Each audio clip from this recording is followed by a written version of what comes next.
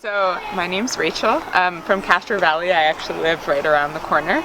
And this is the Be the Change mobile library. So Be the Change mobile library is a library that's mobile. And the purpose of it is really to have stories by Black and brown authors that expose kids to social emotional learning, anti-racism, and really learning to be comfortable with beauty and differences and finding that joy and happiness for kids of color in stories and helping them identify with characters that maybe they wouldn't have seen before in books. What inspired you to construct this? So it's actually a confluence of factors, I feel, with my personal identity, the events that are going on in the world right now, and my profession. And I guess it really starts with who I am. I'm mixed race. My dad is Black, my mom is Jewish. And that part of my history really made me interested and find that education is really important.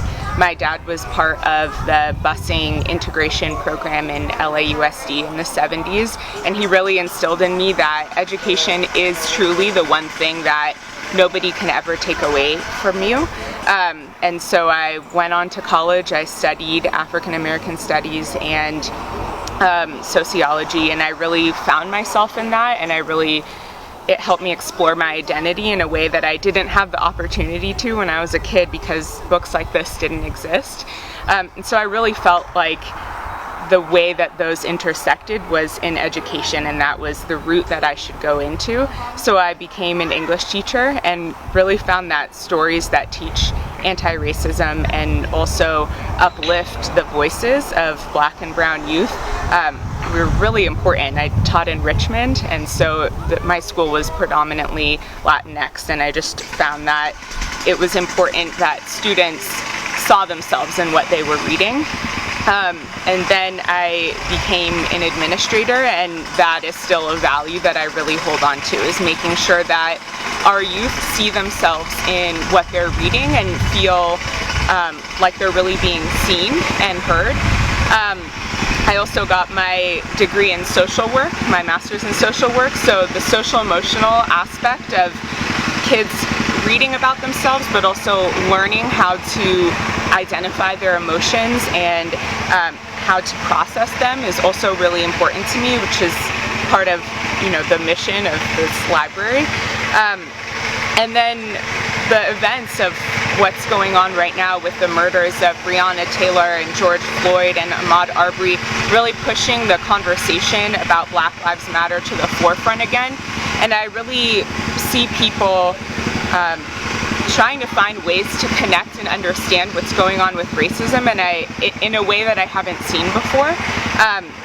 And this has been going on for a long time, right? Violence against people of color have been happening for a long time. In fact, my Black grandfather was killed by police in LA in 1971.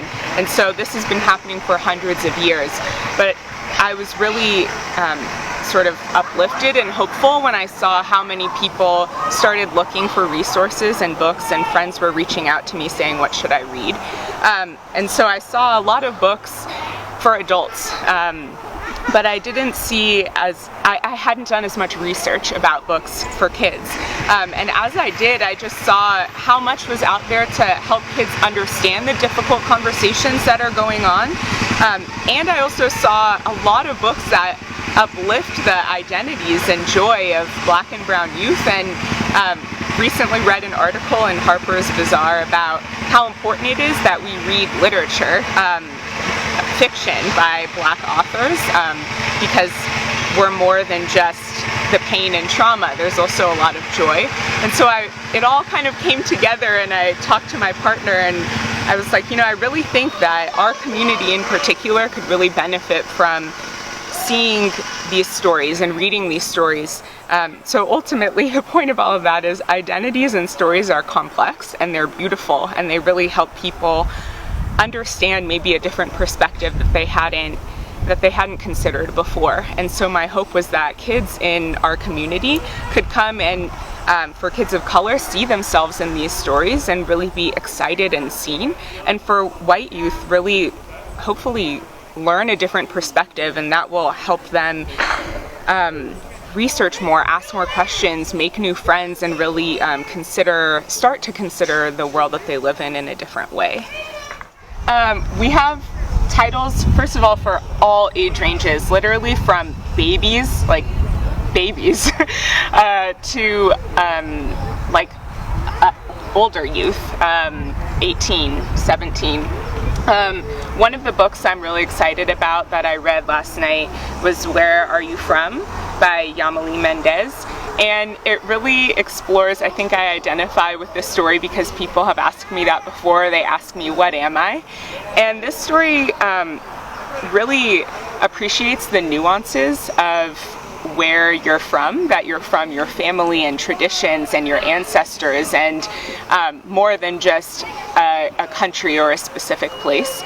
And while that's important too, I think it's beautiful how it really affirms that we're complex. Like I said, we have complex identities and stories, and that those are really important. And it's a kid's book, so I think to have kids learn that at an early age is so important.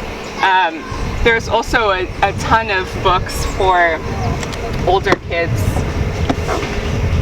Now, did you pay for all these books yourself? No, they're all donations. I mean, some I donated myself that I was very excited about, but I have a wish list, and people were able to look at the wish list and choose a book.